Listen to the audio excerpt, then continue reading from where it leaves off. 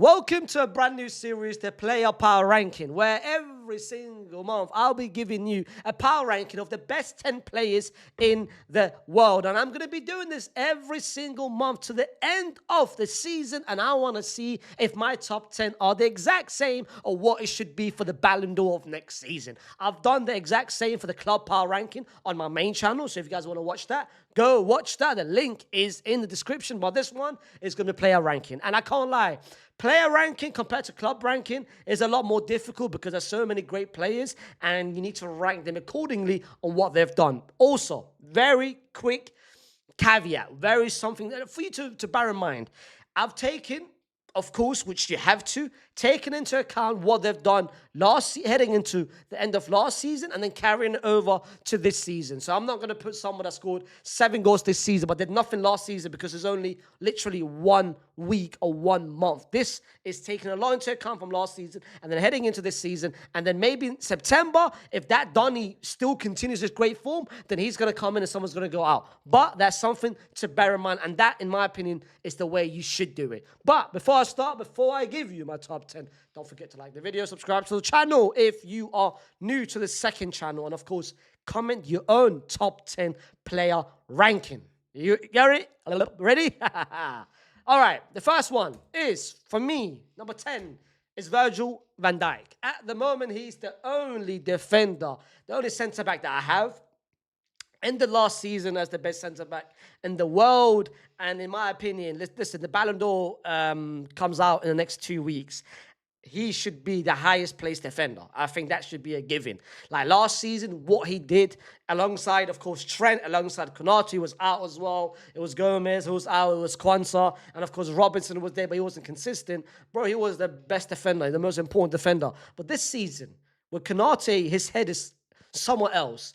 Frimpong has been out. You've got Sebastian, who's not a natural right back. On the left-hand side, Kirkus hasn't started the season very well. The first game, Gravenberch's not even there. Alexis is there. But, bro, Liverpool won 3 games, but most of it comes down to him. Defensively, he's been an absolute rock. The game against Arsenal, the first game against Bournemouth, where he made last-ditch tackles. Like, he's been so good to start the season and even ending the last season. So that's no reason why I can't have Virgil van Dijk in my top 10. Again, goals is always going to be goals, and people's going to prefer attackers over defenders. But, brother, you have to look at what he's done last season and the start of this season, and it's been second to none. Listen, man.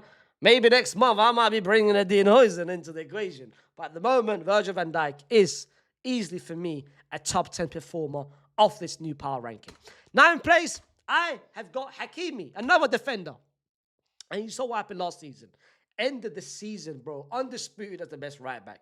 Over the past couple of years, it's always been, is it Trent? Is it Reece James? Is it Koundé? Is it now Timber, which Arsenal fans are saying? But fam, Hakimi last season just ended the whole debate. Last season, bro, finished on 9 goals and 12 assists as a defender. More than 20 GAs, which is absolute crazy. But forget the GAs. He was just important on everything that Paris Saint-Germain played and the way they played with the system. Him flying on that right-hand side. But the most impressive thing about him is not him contributing with the goals and assists and being so vital and crucial to the build-up. It's him defensively. I never thought of Hakimi as a defender, but last season he became a lock-time defender, bro. There are so many times, so many games where he actually stopped opponents, the right wingers, or even just on that right-hand side. He was so good defensively, and that was the biggest surprise to me. Of course, so far this season has been sluggish. He didn't start the first game, but, like, listen, if you're in a Ballon d'Or contention as a right back, and deservedly so, by the way, that sometimes Ballon d'Ors, there's a lot of hype to it, there's a lot of tax to it, but this guy, I'm not surprised if he finished top 5. I'm not surprised. And to be fair, he deserves of what he did last season. Because last season was an absolute carry job. And so far this season, let's see if he maintains the same level and whether he's going to be here for next month's power ranking.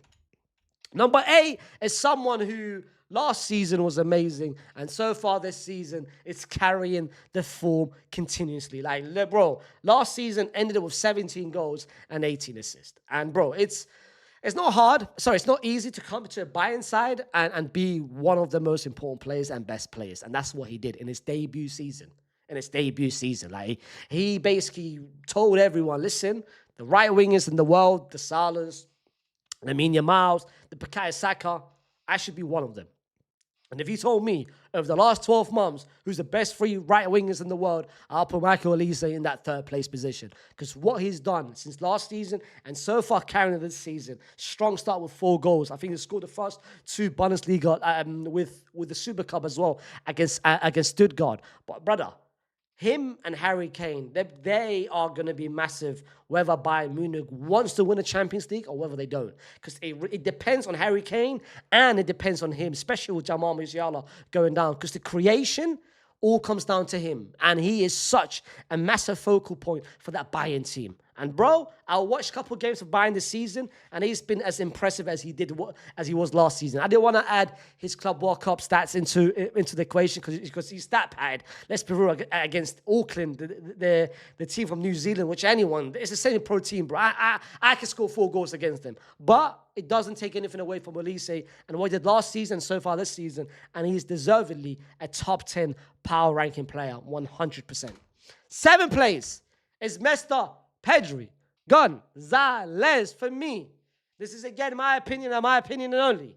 My views and my views only. Barcelona, most important player last season was Pedri Gonzalez, despite the lack of numbers. And even last season, when you speak of numbers about Pedri, bro, he finished with 6 goals and 8 assists. That is, till today, his highest tally GAs in his career. Because he understood, cool, let me start bragging up and let me start creation. But fam, you know that 8 assists, it could be 16. It could be doubled. It can be close to 15, 16, 17, 18 assists if teammates could finish his chances, bro. Could finish their dinner, bro. Because last season, he was creating so much. And even so far, the start of the season, he's been Barca's best player. Like, Lamine Yamal and Pedri is 1 and 2. But for me, Pedri's been the better performer and the better player. The game against Rayo, the game against Levante, where they came back from 2-0 down, he started the comeback. But the other games as well, bro, he's been so influential in that midfield. Of course, Frankie's been very good next to him. But Pedri, last season, this season, it's been second to none. And if you told me right now, what is your top 5 Ballon d'Or list? Not taking GAs or not taking just overall impact and influence and how important they are to that team. Pedri is easy top 3 for me. Top 3. Because last season, you can say Lamine Yamal, you can say Raphinha. Both of them had more GAs than him. But fam, this is Barcelona's most important player. Take him out, Barca's not going to function the same way. If you take out Lamine Yamal, they're not going to function. But I think him and Pedri are very close 1-2. And the way people outside look at him, they look at him as another Frankie. Like, they look at him as Raphinha, as Lamine, as Leo are more important than him, which is crazy to me. I'm still very surprised that Barcelona pushed Raphinha for the Ballon d'Or, not him. That to me was surprising.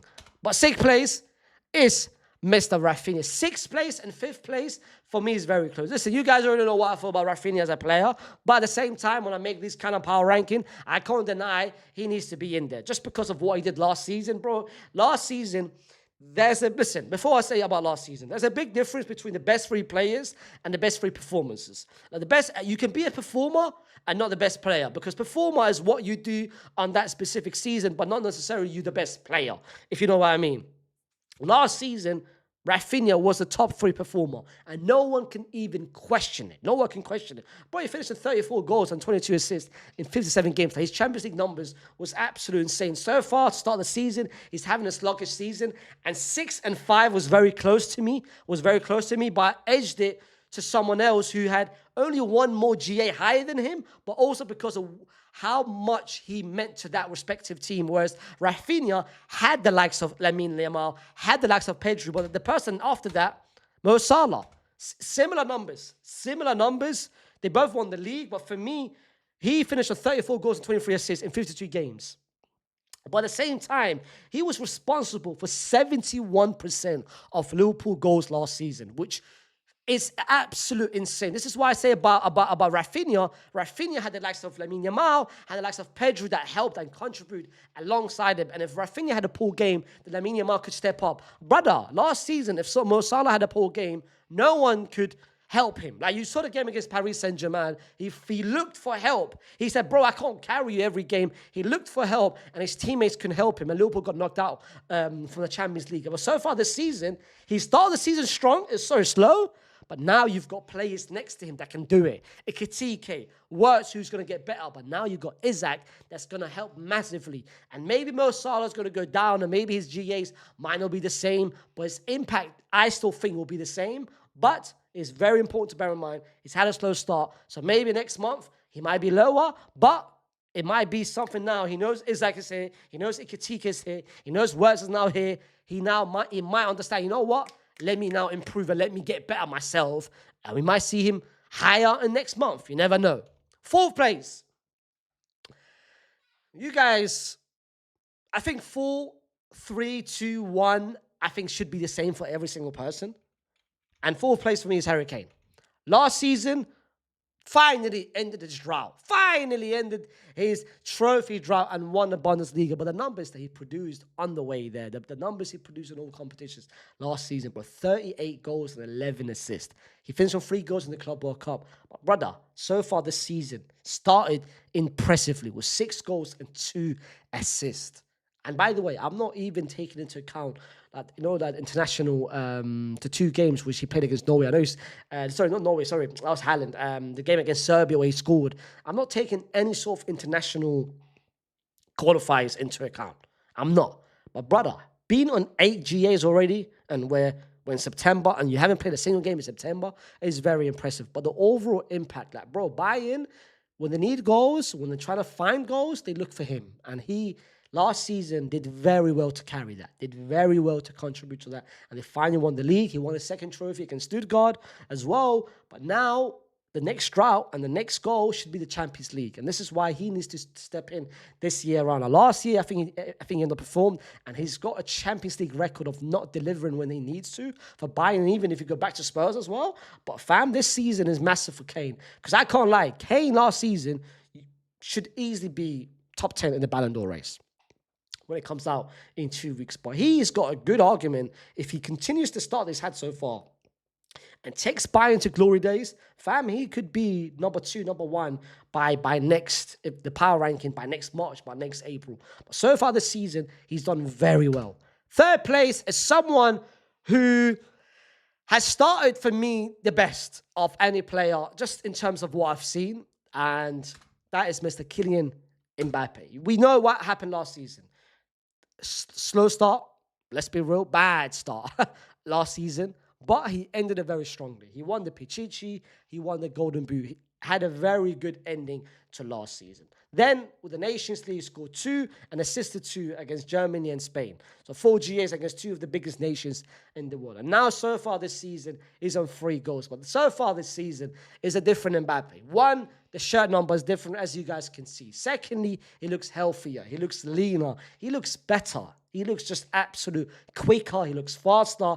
Like you guys are about to see a different version of Mbappe. And we kind of saw a glimpse of it towards the end of last season, but now we're seeing it to another level. I think like his burst of speed is finally here.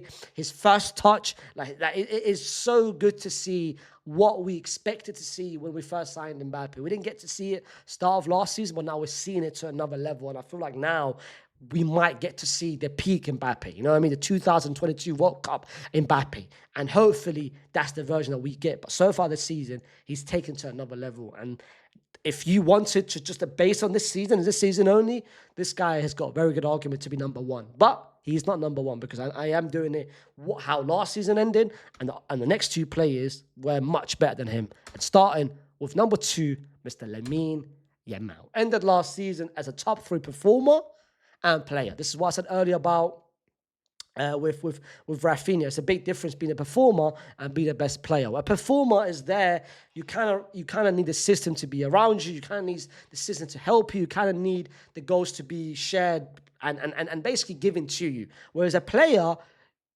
F the system. I don't care what the system is. I'm going to score a goal. I'm a carry whenever I need. And that's what that was Lamine Yamal last season. Fam, like the game against Inter, he was the only one trying.